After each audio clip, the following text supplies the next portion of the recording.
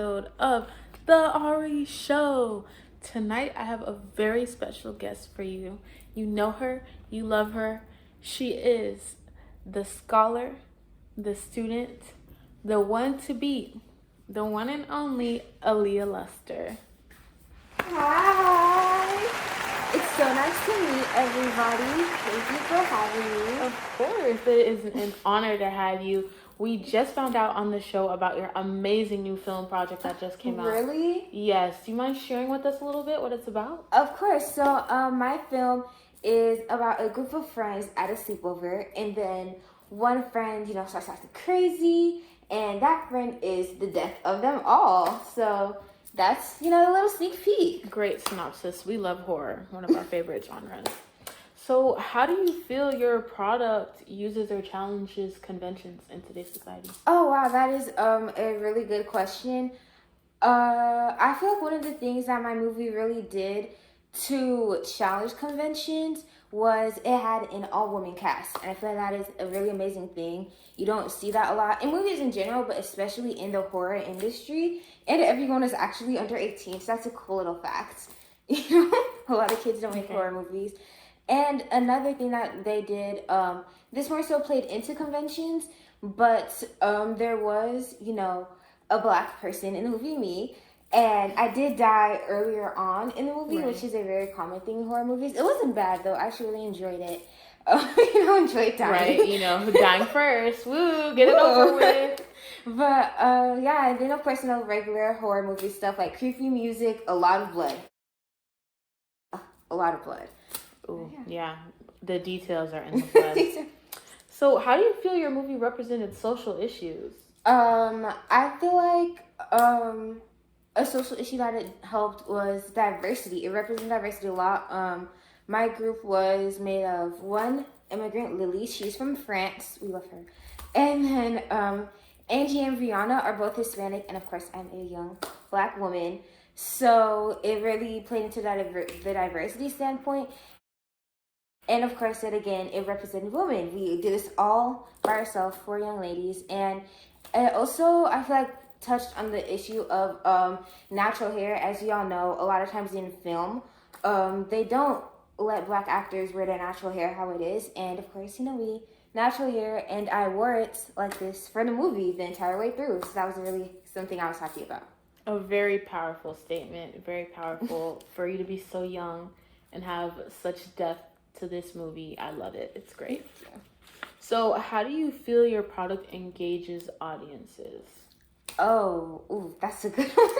I feel like there's so many little details. One way that I really think it engages audience, it's the establishing shot. All you see is a house, and it's nighttime, and it's just lights flickering, and you'll look closely, and you'll see a figure moving throughout. And I think that's a really great way that we engage the audience, kind of drew them in like, oh, wait. And then throughout the movie, we had a bunch of jump cuts. The first jump cut was a scene where one of the girls are in the bathroom and the lights are flickering and then she's changing characters. And it's just, really amazing. And I feel like the purpose and what it will do to the audience is really, grab them and be like, oh, my gosh, what is going on? I don't know what's going on. Suspense is important. Yes, suspense is amazing in horror.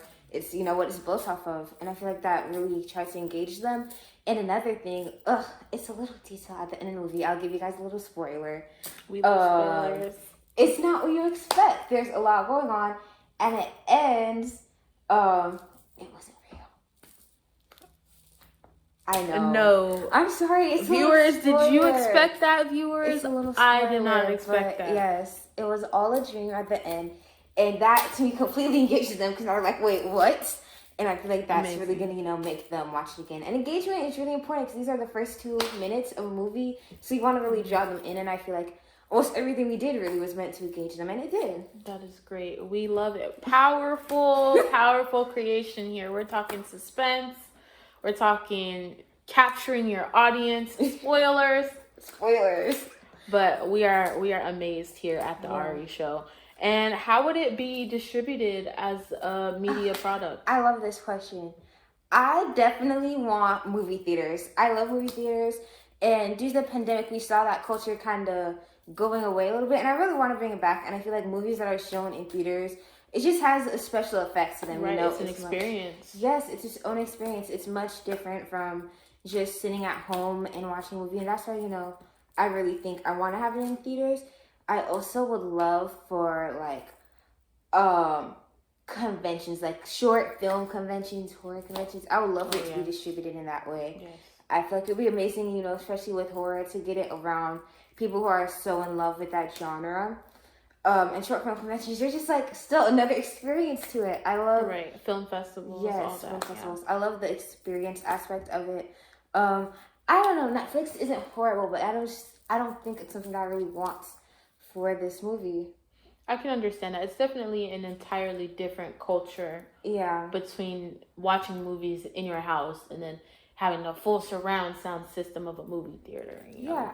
I do feel like, though, there will be a potential for after movies to have a digital release or a DVD release. I feel like that would also be a good, you know, possibility to look into. All right. We love it. Okay, so how do you feel your production skills developed during this project? Let's say they developed. They did so much. We love the growth. Project was crazy. It stressed everyone out. But it was really fun. And one way that my skills developed really was filming. Like, the filming for this movie, it was truly intense and crazy. And storyboarding is always important, but in this film, it mattered like 1,000 times more than it has ever mattered in any of my other projects. You know, you really had to have everything together, everything right.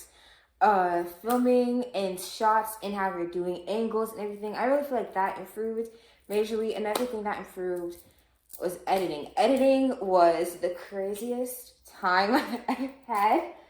You know, horror movies, they have a lot of sound effects. They have a lot of jump cuts. Like I said, jump cuts are something we did.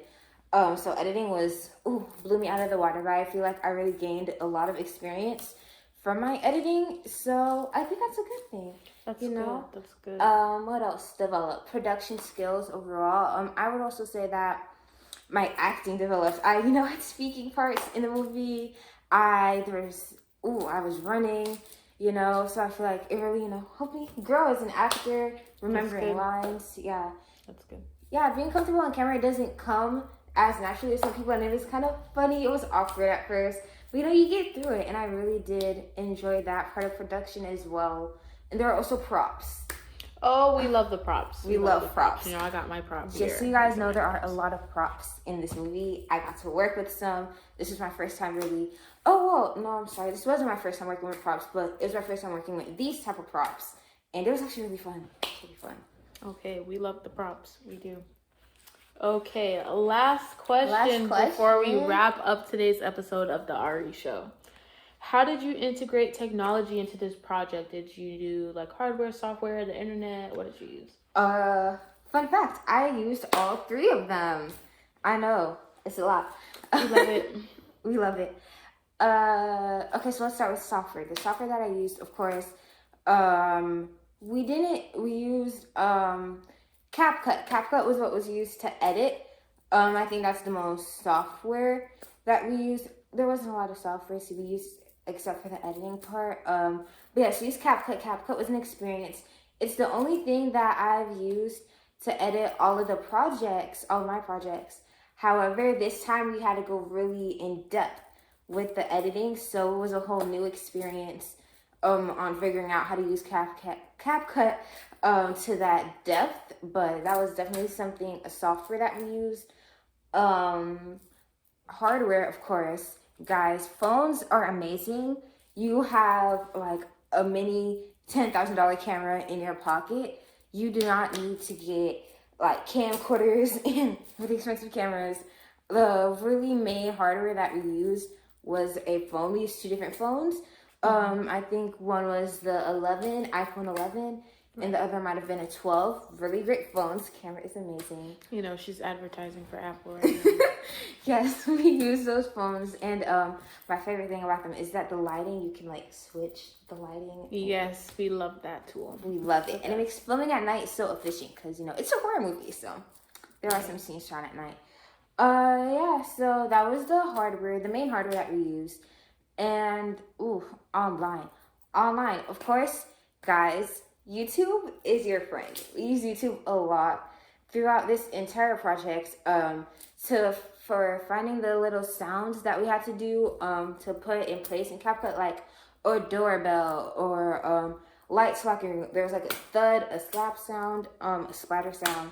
We used YouTube to find all of those. It was actually really hilarious to search the YouTube and hear all the editings. Yes, and I was in class and we had to look for it, and we were looking for the sound of a woman screaming, and throughout class all you could hear was just the sound of people screaming. I thought that was hilarious. So that's what we did for the online for YouTube. And another time we used YouTube was for the soundtrack, guys. We love soundtracks. Yes, the soundtrack of the movie is actually a really popular song.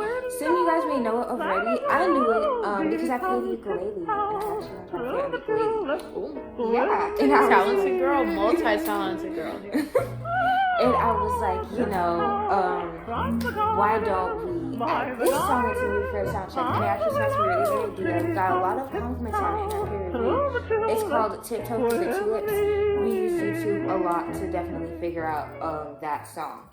So, yeah. That girl is in all aspects. Okay, she said we use the hardware, we use the software, we use the internet. A lot. And do we have the project of the year? I think we do. It was phenomenal. It was horror. It was suspense. Just 10 out of 10.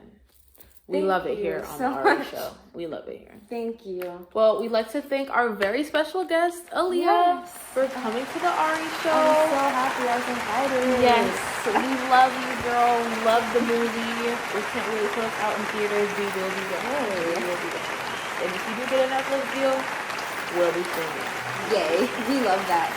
So, all right. That is everything for today's episode of the Ari Show.